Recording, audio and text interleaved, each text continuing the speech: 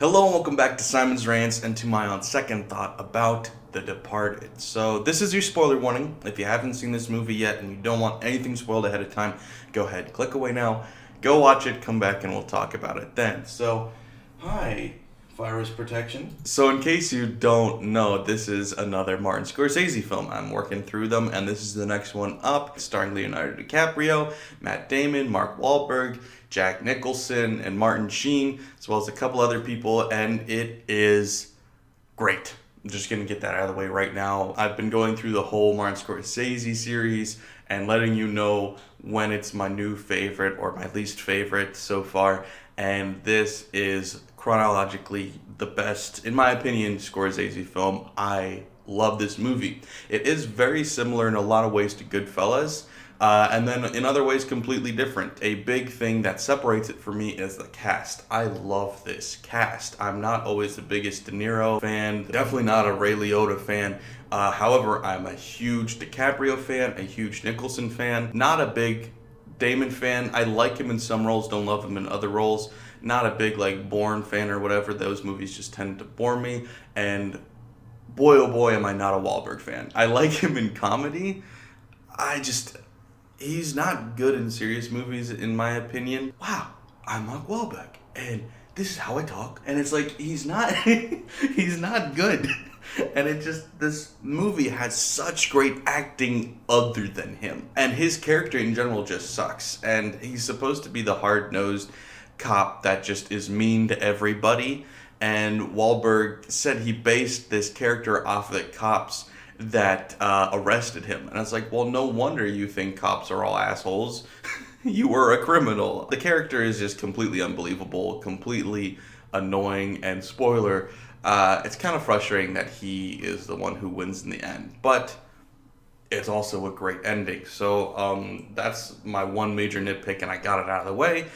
The rest of this review is probably just going to be talking about great things about this movie. This ending is phenomenal.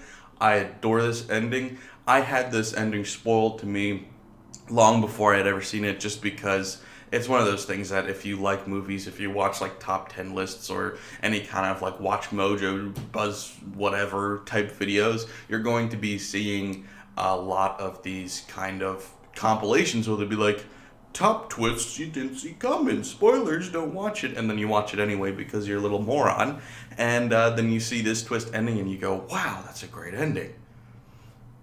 And then you don't watch the movie because now you already know the ending. I forgot the ending because it was so well done.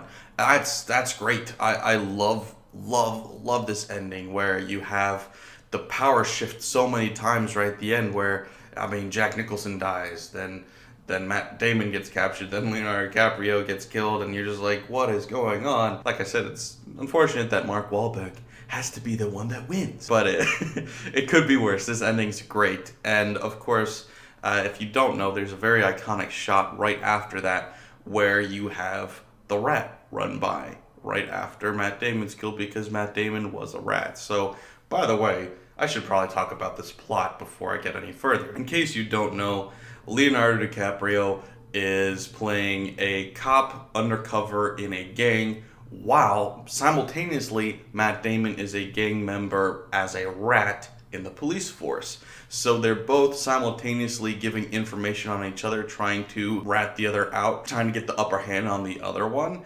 And it's a great back and forth. Matt Damon and Leonardo DiCaprio are both great in this, and they both are very similar actors, actually.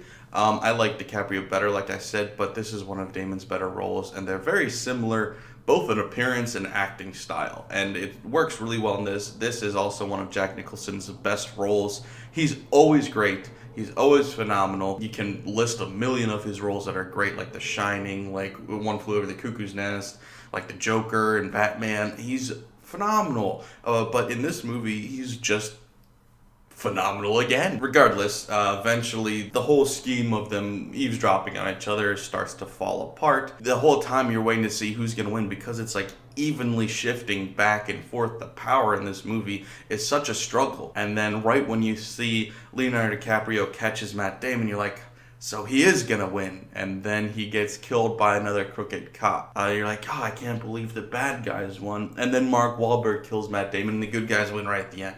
and you're like, you forget about Mark Wahlberg, because Mark Wahlberg gets excommunicated from the police force. He quits, he leaves, and you stop thinking about him, especially if you're me, going, yay, the worst actor is gone.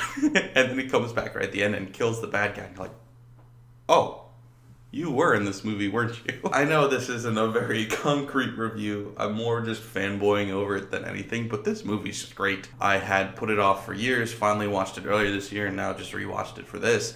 And everything about this movie, aside from Mark Wahlberg, is just pretty much flawless. The things that normally annoy me about Thelma Schoonmaker aren't really on display in this movie.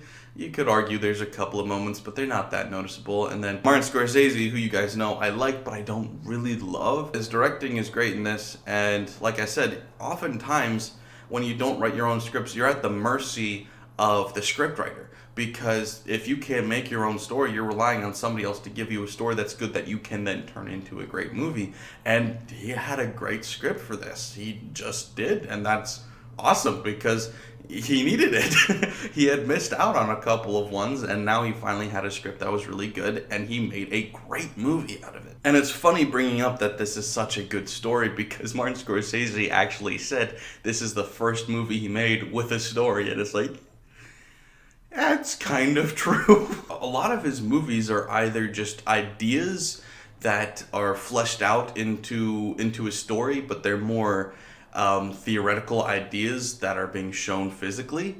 This is more of a concrete story where it's like there's no message to it necessarily. It's just a very, very interesting story. So you could argue all of his movies have stories to them, and it's like, well, yeah, they do. It's not like they're all just, I don't know, music videos or whatever. I don't know how you could make a movie that doesn't have a story to it. But this one definitely, to me, has the best, most concrete, most fluent, most tangible story of any of his movies so far, and I love this story. I mentioned previously that I'm not a big fan of like gang movies. I like this movie. I like it a lot. I'm a fan of this movie. I love this movie. Similarly to Goodfellas, a big part of that falls onto the characters. How much are you invested in the characters? And you're invested in every character you're supposed to be invested in. You're invested in Leonardo DiCaprio. You're invested in Matt Damon. You're invested in Jack Nicholson. You're invested in Martin Sheen. And you hate Mark Wahlberg just like you're supposed to. So that's a plus. But at the same time, it's probably the simplest story. It's the most straightforward story. This isn't one of those movies that you can really delve into and like study if you're really into those like double, deeper meaning movies. This is pretty straightforward. It's like this group of guys are against this group of guys, and they kill each other. And so if you really want a movie to dissect like that, this isn't really that. As far as I know, maybe people have done that. I didn't see anything like that in this movie. Of course, there's always little things in there, little Easter eggs and stuff, and little deeper meaning innuendos sprinkled throughout in, I think, all of Scorsese films. Like you've got the rat running across the railing and stuff, but it's not like the whole plot.